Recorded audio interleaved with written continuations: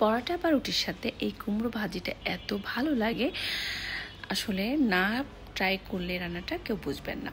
তো কুমড়োটা ছোট করে কেটে নিয়ে এখানে খুবই সামান্য উপকরণ দিয়েছি। সরষের তেল দিয়েছি, এখানে দারচিনি, এলাচ আর শুকনো মরিচটা দিয়ে তেলে একটু ভেজে নিব। এরপর পরিমাণ মতো পেঁয়াজ দিয়ে দিয়েছি। পেঁয়াজটা লালচে ভাব হয়ে এলে এখানে বাটা মশলা দিয়ে দেবো, আদা বাটা এবং রসুন বাটা দিয়ে দিচ্ছি। এখানে উপকরণটা কিন্তু খুবই কম লাগবে, আর মিষ্টি কুমড়া যেহেতু কম, পরিমাণটাও কম হবে।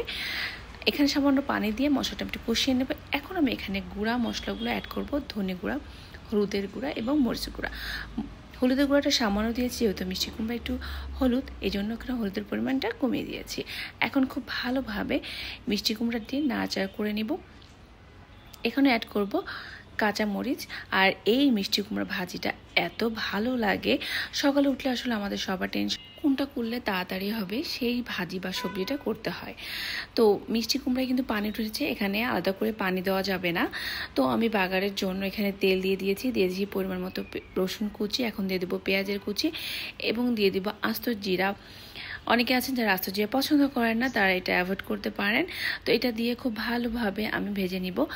এখন এটা দিয়ে দিব কুমড়োর যে রান্না করছি সেটার উপরে দিয়ে খুব ভালোভাবে নাড়াচাড়া করে দিব। ভাজাটা দেখতে পাচ্ছেন, এটা অসম্ভব খুবই মজাদার একটা রেসিপি এবং খুবই সহজে, যাদের হাতে একেবারে সময় নেই তারা কিন্তু এটা ট্রাই করতে পারেন। আশা করি ভালো লেগেছে। ভালো লাগলে অবশ্যই কমেন্টে জানাবেন কেমন লেগেছে।